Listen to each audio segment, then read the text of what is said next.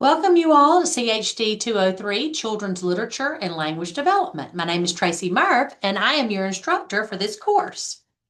In this chapter, we're going to be talking about Chapter 3 this week, and the title of this is Honoring All Children, Cultural, Linguistic, and Developmental Diversity. This chapter is going to describe the multiple ways that teachers can be responsive to the diversity of learners reflected in their classroom communities. NAEYC's definition of developmentally appropriate practice, or DAP, requires early childhood educators to seek out and gain knowledge and understanding using three core considerations: commonality in children's development and learning, meaning what things do they have in common? Individuality, which reflects the child's unique characteristics and experiences, and the context in which development and learning occur. So join me as we go through Chapter 3, Honoring All Children, Cultural, Linguistic, and Developmental Diversity. What constitutes childhood? Is there a right age to potty train? Is there a right age to introduce solid foods? There is no one way to parent, to teach, or to approach early childhood growth and development. As an early childhood educator, it is important to not only recognize and respect differences in home practices and beliefs, but also to celebrate these differences in a way that welcomes diverse perspectives in your learning space.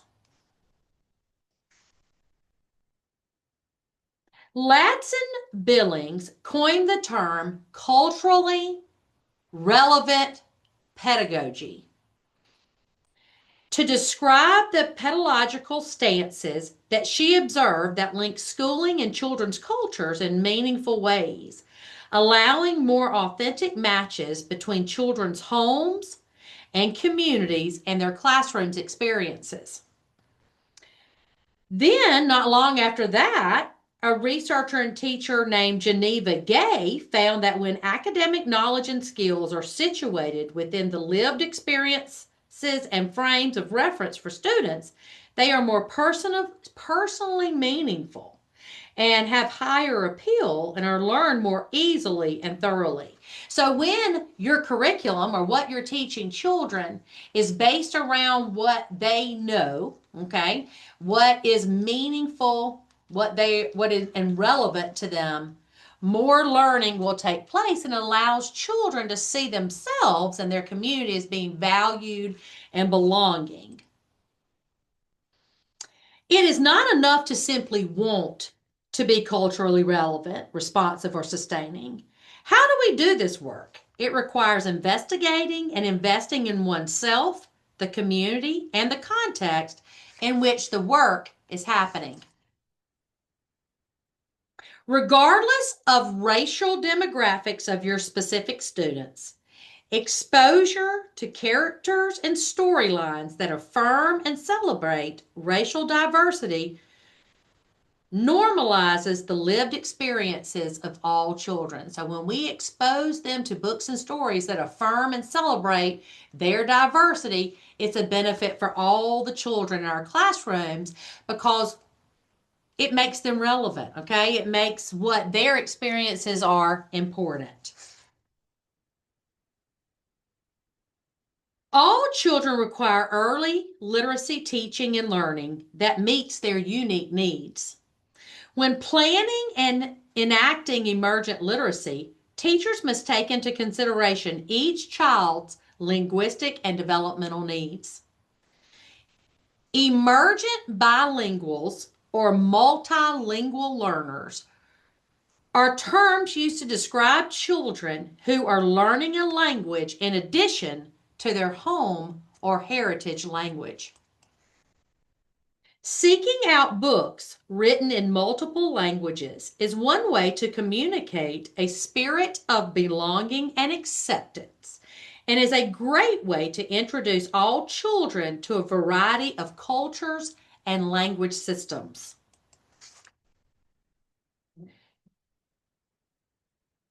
Typical children development is defined as a progression in which children change as they age by acquiring and progressing skills and knowledge as compared to their same age peers.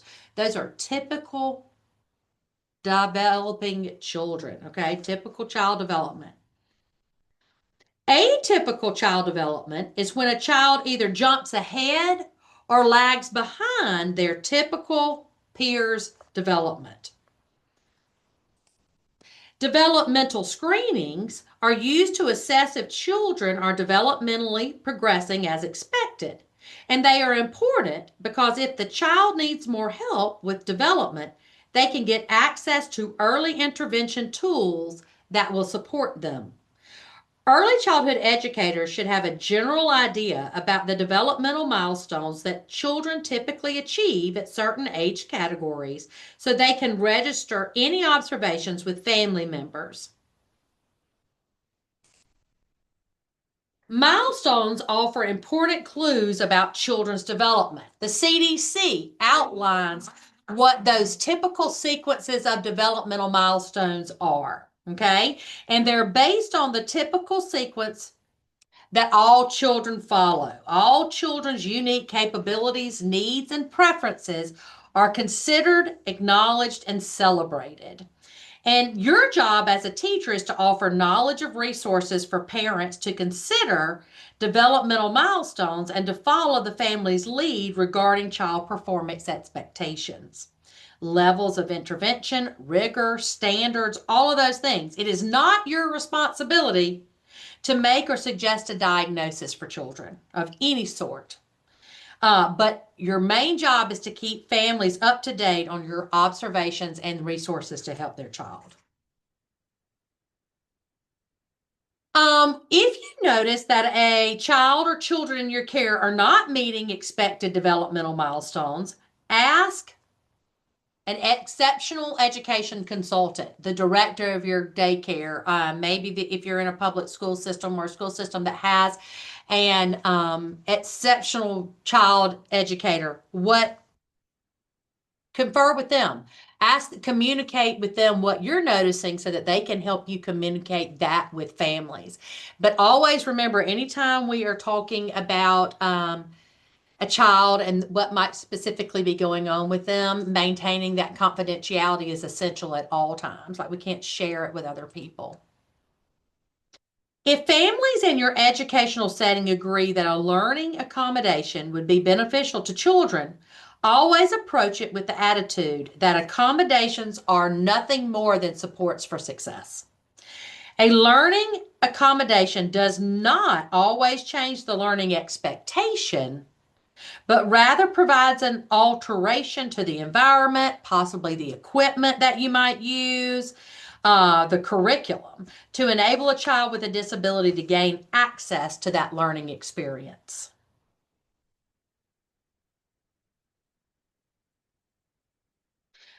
This is about features of a strong curriculum. So what is curriculum? Curriculum is the plan for what subjects, skills, and concepts are taught to children. You know, I always tell you that curriculum is what you teach and how you teach it. And that's exactly what it is. It is the plan for what you're going to teach, what subjects, what skills and concepts you're going to teach, and then how are you going to deliver it. Okay? Curriculum is guided by content standards and is what is taught in daily instruction. A strong curriculum directly links concepts to content standards and real world connections and develops children's critical thinking. A strong curriculum also has achievable and measurable goals for children and uses children's development to guide the instructional plan. The areas of development addressed by the curriculum are referred to as the curriculum scope.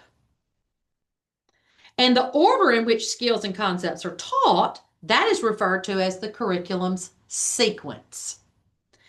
For emergent literacy development, a curriculum scope and sequence must be systematic and support a balanced approach to early literacy teaching and learning.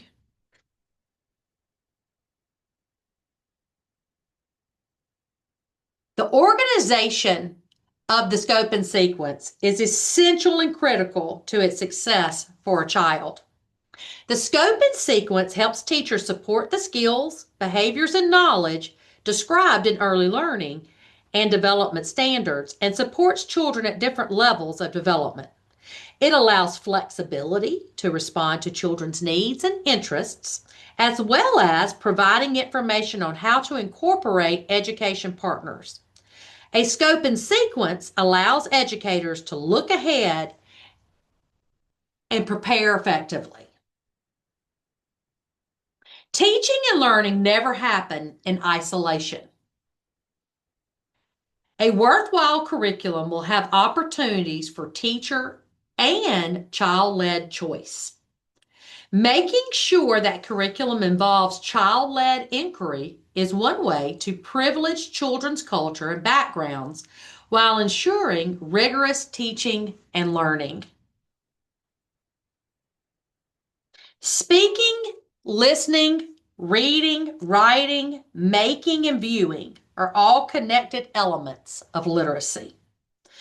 Throughout this whole textbook and throughout this course, you're going to hear the term instruction, and it's used to mean purposeful direction of learning.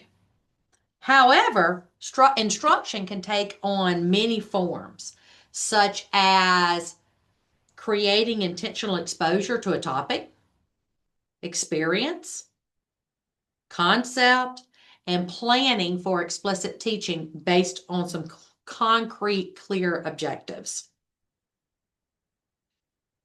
While the term instruction is used consistently throughout the book, its meaning is not consistent.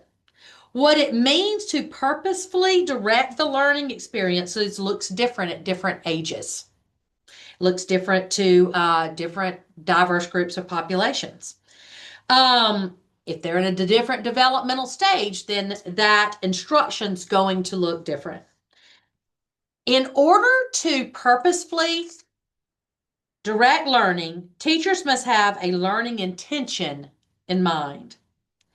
Larger scale intentions are referred to as learning goals. The more narrow and measurable intentions are called learning objectives. Learning objectives are statements that clearly describe what children are expected to achieve as a result of instruction. Standards outline what children are expected to know or do by the end of an age range or grade level. So when we do standards-based instruction, we provide a progression of goals and objectives that support that child along their growth and development. Outside of the context of education, assessment is defined as an action of making a decision on something. Assessment is the systematic collection, review, and use of information to inform your instruction. As I always tell you, assessment drives your instruction. You screen and you assess your children so that you know what to teach them. Assessment can be formal or informal, lengthy, long, or it can be brief, short.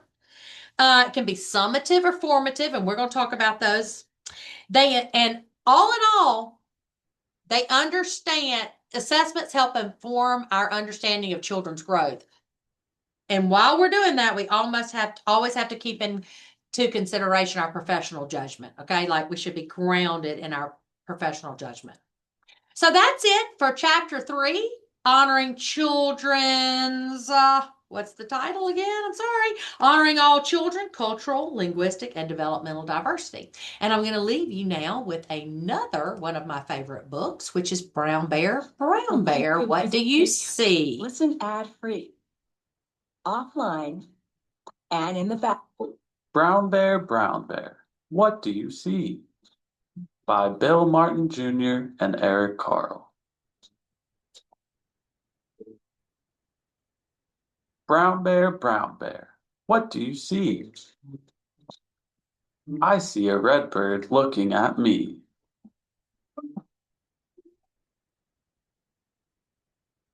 Red bird, what do you see? I see a yellow duck looking at me.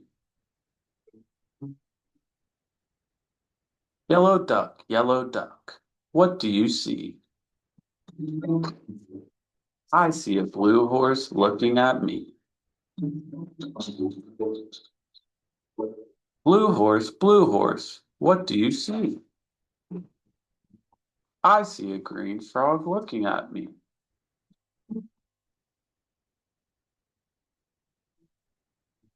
Green frog, what do you see? I see a purple cat looking at me. Purple cat, what do you see? I see a white dog looking at me. White dog, what do you see? I see a black sheep looking at me. Black sheep, what do you see? I see a goldfish looking at me. Goldfish, what do you see? I see a teacher looking at me. Teacher, what do you see? I see children looking at me.